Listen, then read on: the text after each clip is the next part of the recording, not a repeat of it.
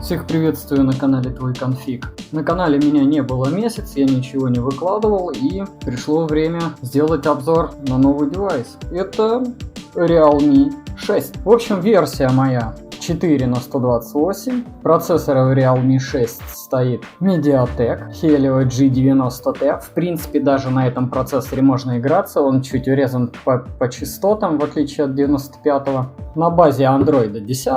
И, собственно, вот он как выглядит сам телефон. В общем, такая вот переливающая у него панелька. Цвет у него белый.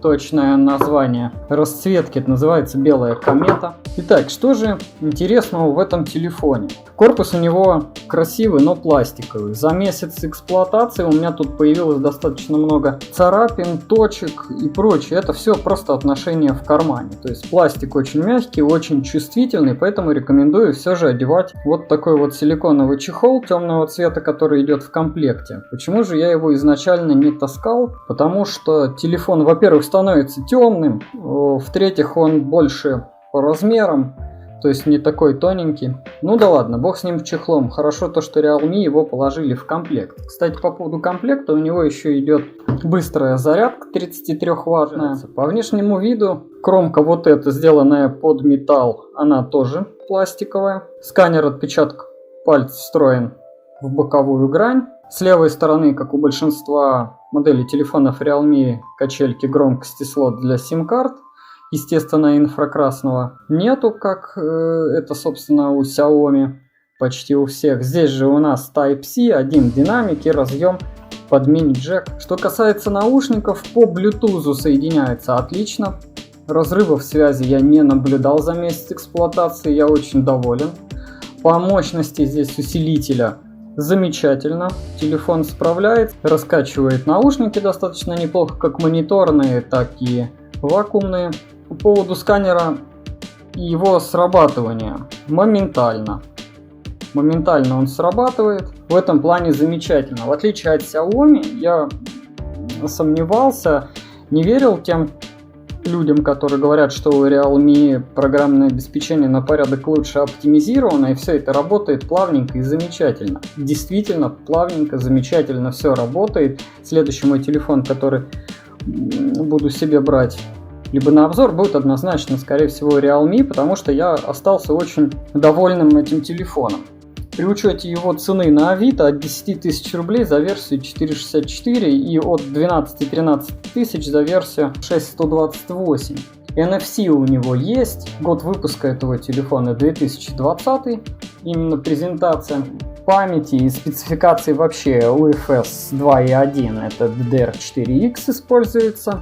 Здесь можно использовать две сим-карты, Nano SIM, естественно, либо одну сим-карту и карту памяти. Ну, я, допустим, не вижу, что 128 гигов, этого вполне достаточно. Wi-Fi 802.11ac, то есть Wi-Fi 5, замечательно подключается фактически к любому роутеру. Проблем с Wi-Fi в этом телефоне нет, так же как и проблем с Bluetooth. 4G, связь держит хорошо. Тут тоже по связи претензий вообще никаких. Ни к динамику, ни к микрофону.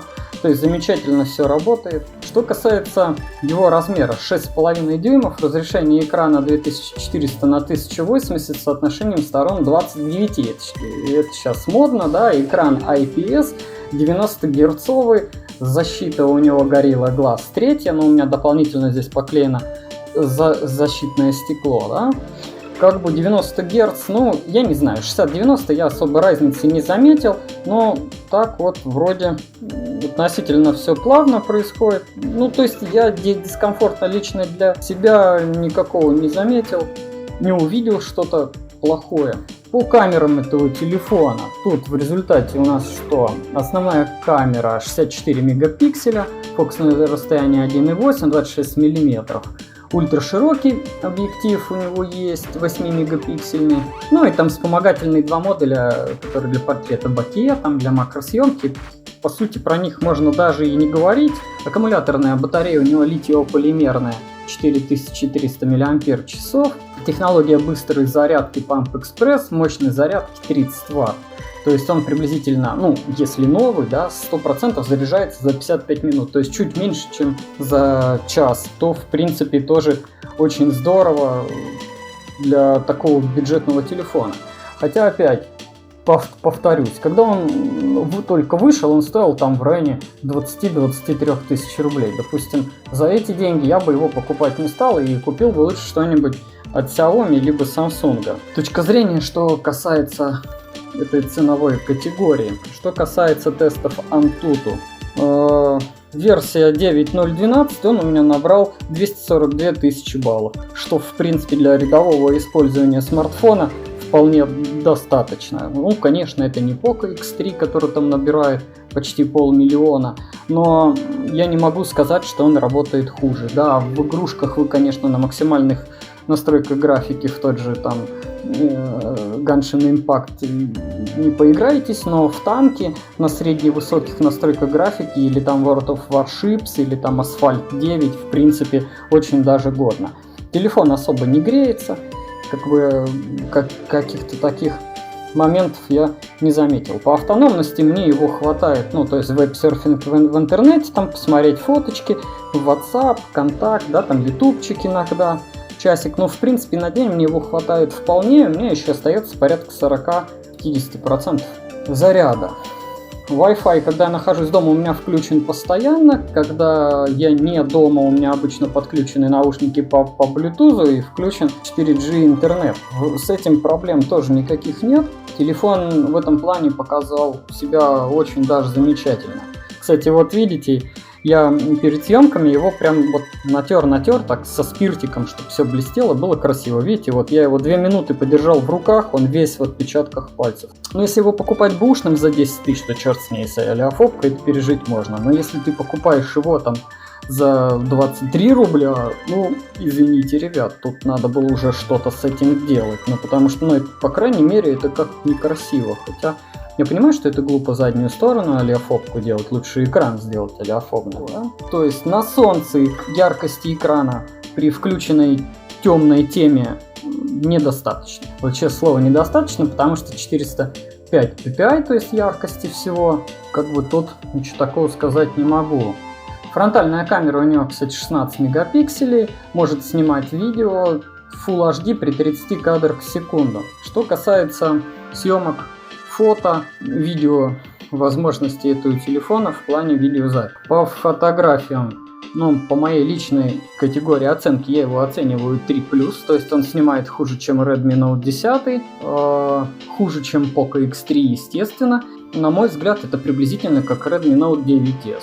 Ну, то есть здесь вот HDR у него очень даже неплохо работает, но зачастую он пересвечивает, не знаю, но для такого телефона, когда он был новый, за 23 тысячи, конечно, он снимает похуже. Опять же, в сравнении с Redmi Note 10, который там 13-15 тысяч стоит, который снимает на порядок лучше. Но у Redmi Note 10 датчик приближения косячный. Не знаю, пофиксили его уже, не пофиксили, но, короче, там вот такие проблемы были. Всякие тексты, звонила и прочее. Здесь таких проблем нет. Приближение также замечательно работает, как и на телефонах Samsung.